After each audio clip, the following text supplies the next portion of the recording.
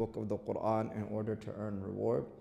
And the very simple answer is you can recite the Quran from memory and you are still rewarded. There's no problem with reciting the Quran from memory.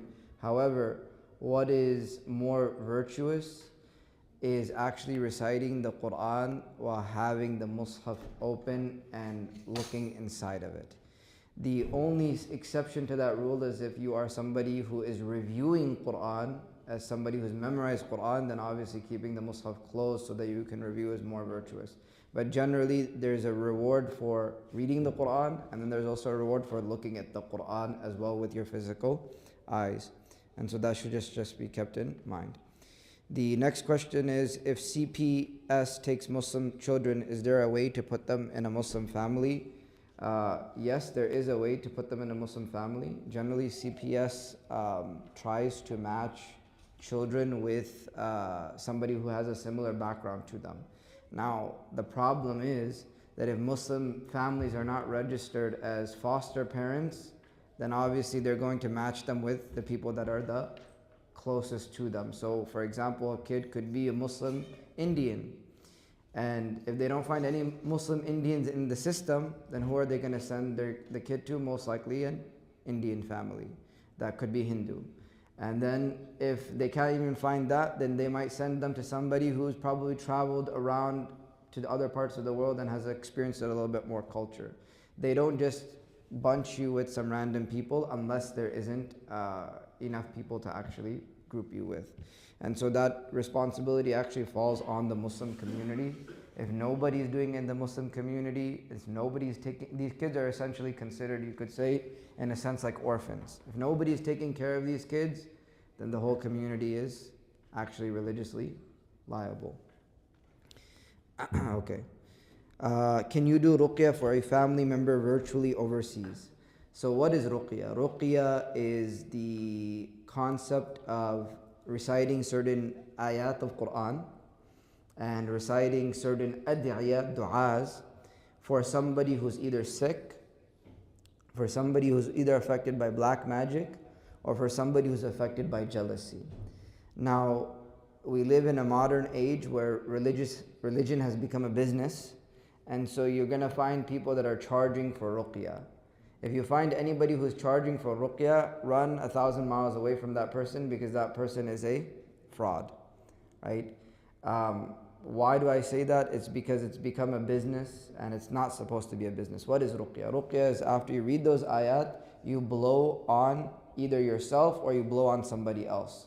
You probably remember growing up in the Muslim world, before you go to school, your parents would read certain things and then just blow on you, and then you'd be like, why are you doing that? And then you'd run out the door, right? That what they're doing is called ruqya. They're trying to protect you from black magic, jealousy, and any form of sickness. And this is something that you can do for yourself. It's also something that you can do for others, those that are not able to do it.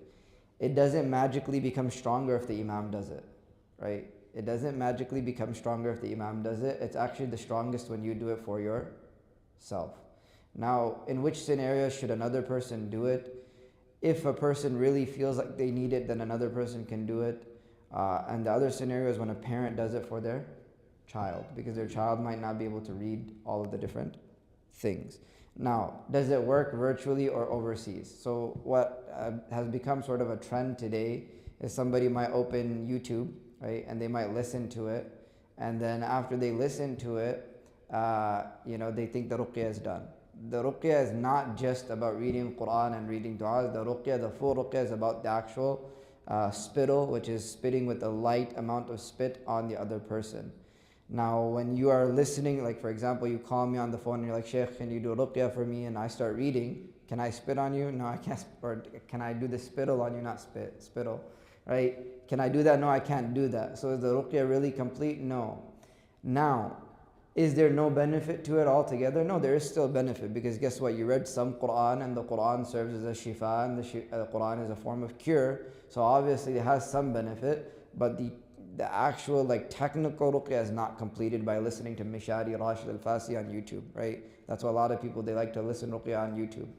That's not how it works. You have to physically do it after. So I hope that makes sense.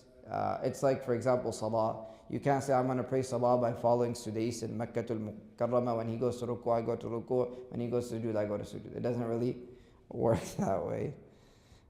As much as we like it, right? If you don't like your local imam. And then the next question is, maktab, like place to learn Quran for neurodivergent older kids who are shy, not so good with social skills, and have behavior issues, but academically gifted and fast learners. I don't know what that question is, but I mean, it's just a statement. But maktab can be for anyone. We don't have maktab in this masjid, obviously, but there's maktab in a lot of different masajid. The only one thing that I would be careful with sending your kids to maktab is who their teachers are in the maktab. Some people, because look, your kids are spending 2 to 3 hours in the maktab. If they're not spending 2 or 3 hours with somebody who's sensible and somebody who's knowledgeable, your kids can come back not just with Quran, but with a lot of funny ideas alongside that. And so just be careful. As for kids that are shy and are not so good with social skills and behavior issues, all of this just depends on who the teacher is. And generally, I'm not a fan of the maktab system. I don't think it really works. I believe that Quran is a one-on-one endeavor. You have your sheikh, your teacher, he teaches you and you progress. And the sheikh generally will be more patient when it's one-on-one student, right? So if the kid has behavioral issues or he has social issues or he has anxiety, it's easier for the sheikh to cope with it or the teacher to cope with it when it's one-on-one. There is one aspect that gets missed in that, and that is the social aspect, because students, when they go to maktab, they make friends and they hang out with kids, but some kids are not able to do that very easily. And that's the job of parents as well as teachers to notice that. What we used to do in our Quran class was that we would have field trips, or we'd play sports, do different activities outside of Quran, and that sort of helps break barriers. Those are the best thing that you can do, and then otherwise it should be addressed on a case-to-case basis. Okay, this one is done. Okay, this is the hard question. The person that asked this question is not here. I know who it is, but he wrote, oftentimes it seems that the idea of political action in the Muslim community is viewed as a secular endeavor. Though as Muslims we are told to enjoin the good and forbid the evil. Additionally, in Surah Al-Ma'idah it is said, judge between them by what Allah has revealed, do not follow their desires, and beware that they mislead you with some of what Allah has revealed to you. If they turn away, know that Allah wants to afflict them with some calamity because of some of their sins.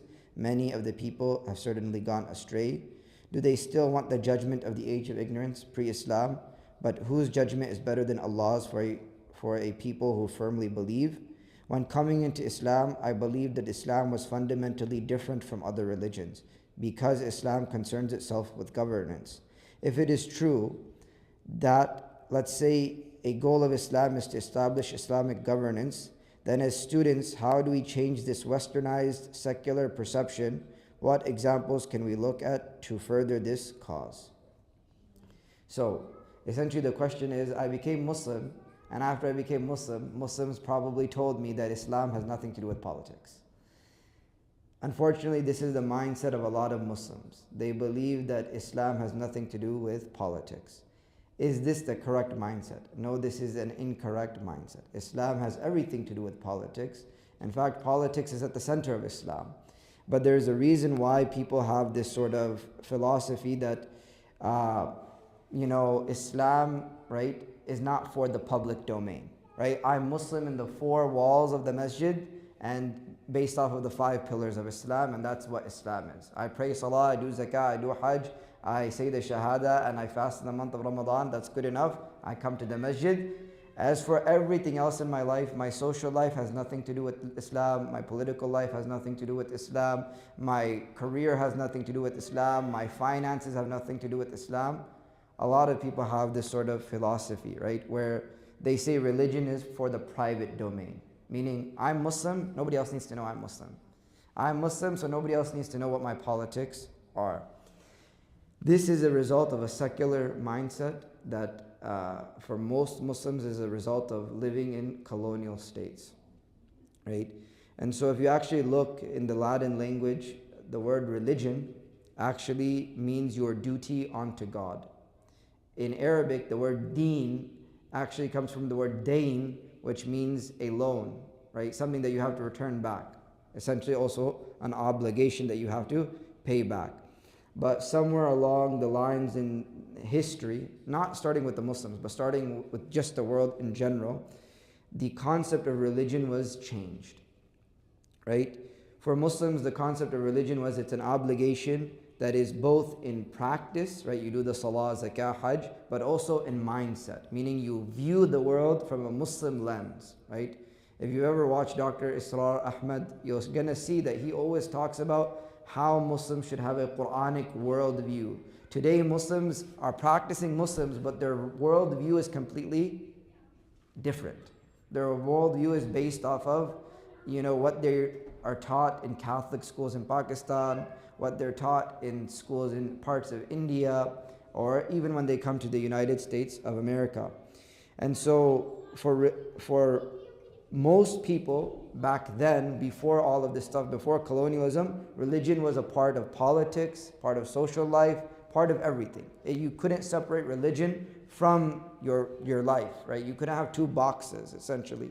But with the rise of secularism, they sort of made it seem like every religion is equally true. Every religion is equally true, and because every religion is equally true, you can be a Christian, I can be a Jew, this guy can be a Muslim, and all of these are just simply choices that people make, and it's not a big deal, right? And this is how we sort of create tolerance, right? If you have a secular system, then you're tolerant. Now, the reality is it true that you need a secular system to become tolerant? That is a false notion. Can a secular system be tolerant? Yeah, you're a Muslim in this country. Nobody's bothering you for being Muslim for the most part. At least superficially, they're not bothering you. But when you become too Muslim, then they're going to start bothering you, by the way.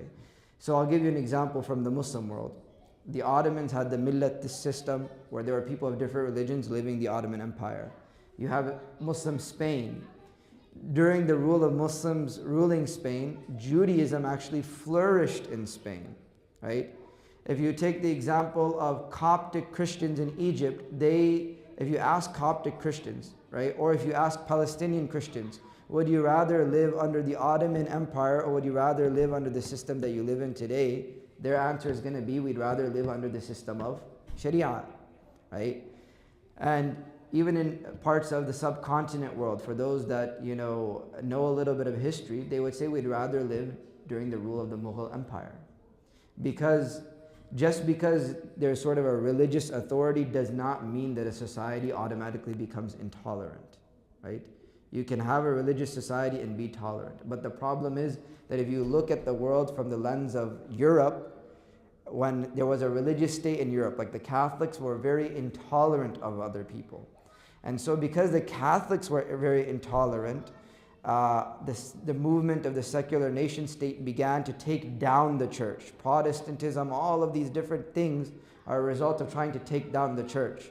Once the church was taken down and the nation state was established in Europe, what did they decide? We need to import this to the rest of the world. We need to import democracy and republics. They use a lot of different names, but essentially let's import secularism. And so there's actually a very interesting video of a young Pakistani professor. This was before during the advent of when Pakistan was being established. And he says that Pakistan is, an oxymoron. And somebody goes like, what do you mean it's an oxymoron? He says that it wants to be a republic, it wants to be a democratic state, and then it also wants to be an Islamic state all at once. It's not possible.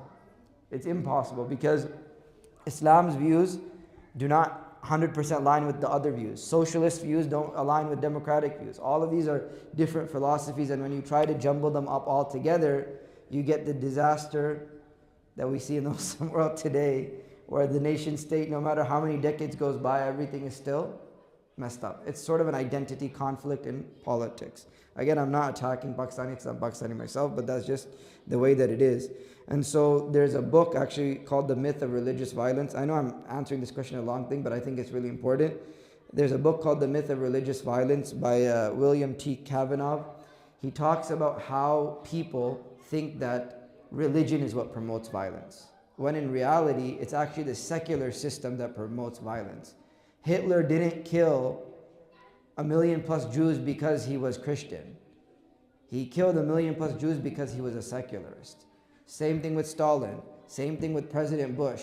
You can take all of the religions of the world and just combine all of the killings of all the religions of the world and then try to equal it to those three guys alone. And you could add Napoleon to the mix, and those secularists would take down the Muslims easily in terms of numbers of people that they've killed. So this idea that, oh, separation of church and state sort of leads to more tolerance and makes things more simple and so on and so forth is actually not true. But what did these people do? They came into the Muslim world, they re-educated the Muslims and said that, hey, be Muslim, but be Muslim in your house and be Muslim in the masjid. But don't be Muslim in the street, don't be Muslim in the political office, don't be Muslim at work, just masjid and just home, right? Four walls and stuff. And so they sort of defined the educational system. Now, somebody might come, and this is the last part, they might say, but Shaykh, secularism does feel tolerant. Like we can be Muslim, Christian, and Jew, and Hindu, and all of these different things in a secular society. And yes, that's true to a certain degree, but it's not 100% true. How is it not 100% true? Take the example in this country. When the colonialists came, who were the people of this country? They were the Native Americans.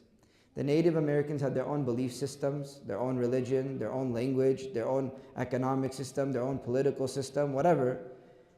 What did the colonialists do? They erased all of that. They put these people into boarding schools, and then they sort of repainted their culture in the lens of the secular nation state. The same example applies to almost every Muslim country to this day as well. And I can give you a really simple example. When you go to Pakistan and you're wearing the cultural clothes of that country, they'll tell you, what? Why are you wearing these clothes? You're a Westerner, you're an American, you should be wearing certain clothes. All of these are a result of secularism, colonialism, all of these things together. And so generally, does Islam promote being involved in politics? Yes, Islam promotes being involved in politics. But now the question is, how do I become involved in politics? Well, the reality is that not everything in politics is black and white. There's a lot of gray, and this is why every single sort of scenario that you go through, you have to either have knowledge yourself or you have to ask somebody of knowledge to help you navigate that. Today what we have is two groups of Muslims. We have those that are completely apolitical, they're not involved whatsoever. Then you have those people that are really political. The apolitical people are, you could say, the very religious, 5 times musalli, they're doing all of the right things, right, quote unquote. And then you have the political people who are very liberalized, secularized, they have all these different philosophies that are running for office. Now what happens is that, and then you have the middle group who votes for this group of people because they're like, we have nothing better, so therefore we vote for these people. The problem is if you have the religion, then you should be actually the one running for politics, and you should be the one that's engaging in picking who you want to represent you. Not people that don't understand the religion being represented by people that don't understand the religion. So this is something that is a larger question, but Islam promotes politics. The Prophet ﷺ played politics. Umar radiallahu anhu played politics. And if you come on Thursday in the Seerah, you're going to see how they played politics and how they worked and navigated their systems. Politics is a way of operating. I hope that sort of answers the question. If anybody has any other questions, we can do them. But those were the 5 questions that were on the Google form. Do we have mics and sisters and brothers? Whoever is interested in asking a question. No questions? Everybody's hungry? Any questions? Okay, I think there's one question. One question there, and then we'll do this side.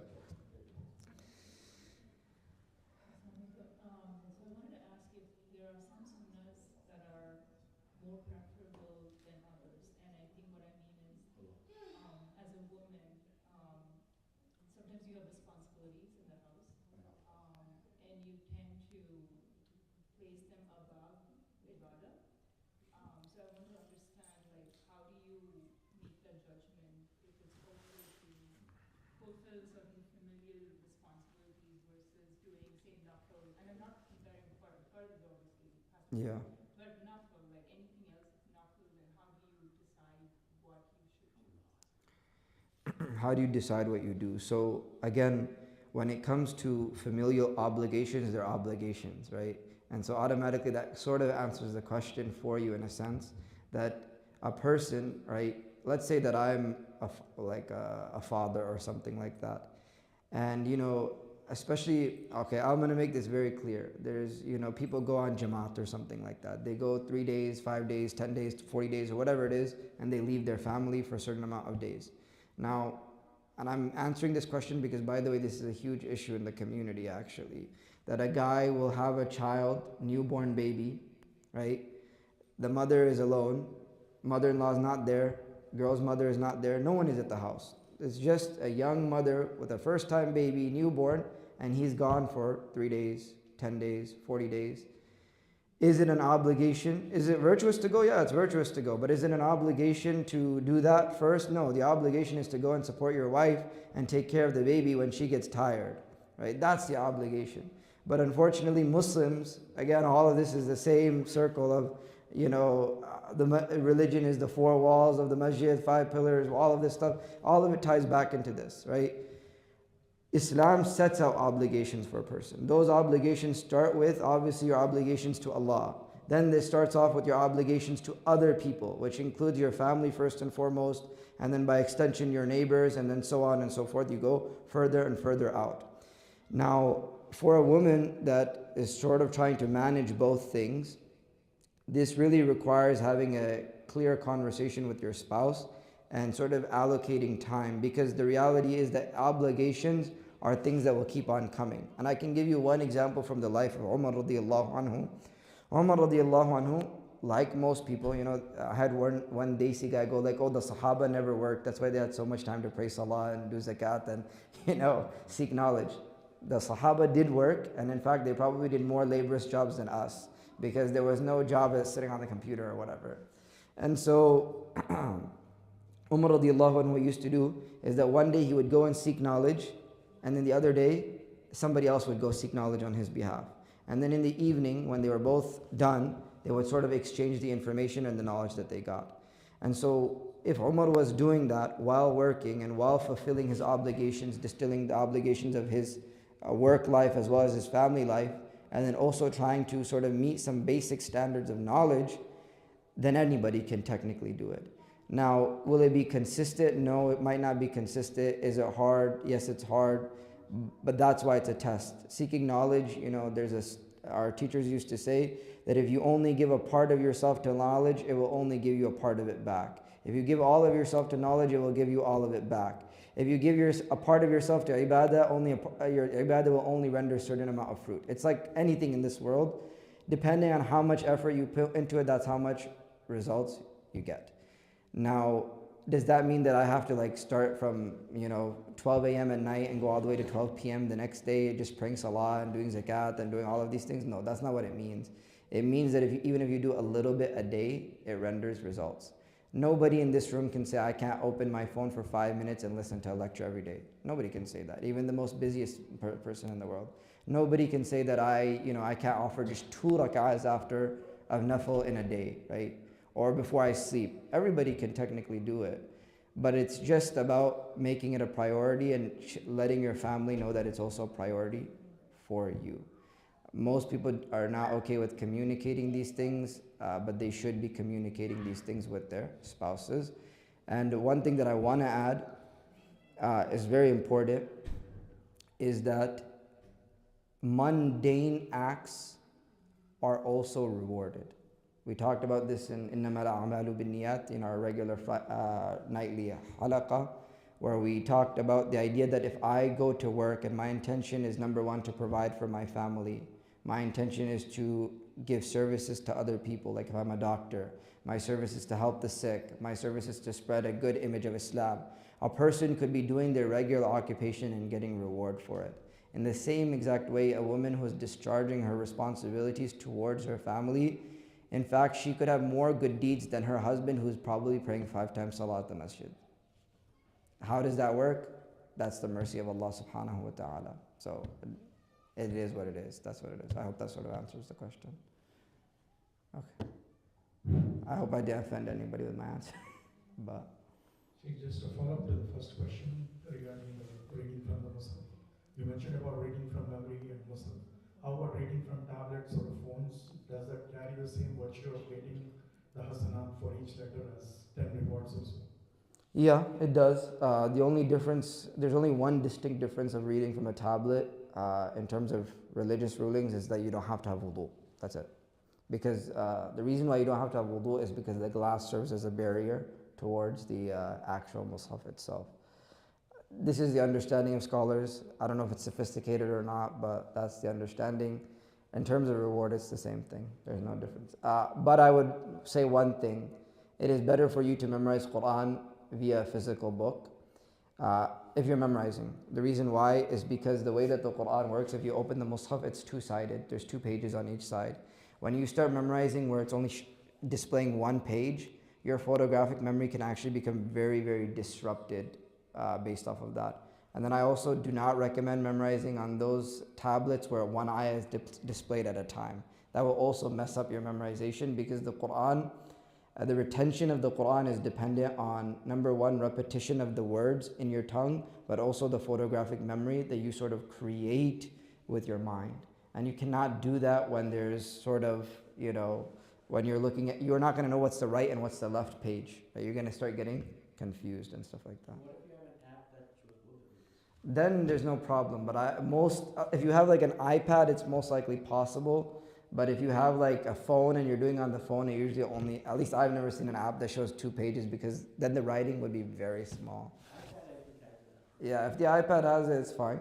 But it just depends on, also you should stick to one script. If you're doing the Indo-Pak script, then you should stick to that. If you're doing the if you're doing the Medina script, you should stick to the Medina script. Don't switch back and forth, otherwise it will mess up your memorization. Yeah.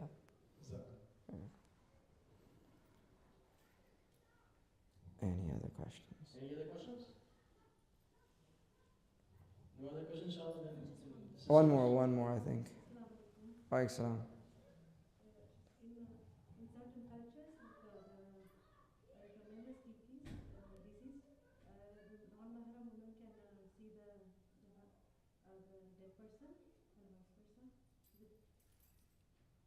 versa. Sorry, could you, I don't think the mic is on, so I can't really hear it clearly, to be honest.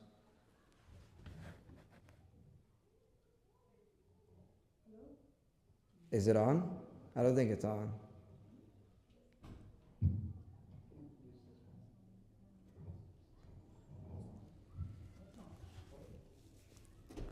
Okay. Hello? Yeah, go ahead. Yeah, in certain culture like India, if a man is deceased, the non-mahram woman can see the dead person. Is it allowed, or only the mahram female should see the? Can a non-mahram see a male who's deceased? Is that the question? Yeah. Okay. So generally, the simple answer is that for a deceased person who is male, the person that passed away is male, non-mahrams that are females actually can see the person's face. But vice versa is not true, right? So for example, let's say a woman passes away, right? Non-mahrams cannot look at that woman. Only mahrams can look at that woman. But what do we mean by look? Even when it comes to the male, it's just the face. It's nothing more than the face. The body is not permissible to see the body. Non-mahrams are not allowed to wash the body of somebody that is not related to them, or either through marriage or through blood or whatever. So I hope that sort of makes sense. Okay. I think we should have some food now. If there's any other last minute questions, you can ask. Otherwise, if you have questions, we'll try to do this once a month. And so you can think of all your questions, collect them in your brain. But one thing that I request is that you use the Google form. That way I can actually give you better and more proper answers and not one-word answers. And I can give you it with facts and figures and dalil and research, as opposed to just giving you a generic answer. I hope that makes sense. Jazakumullah khairan. Assalamu alaikum.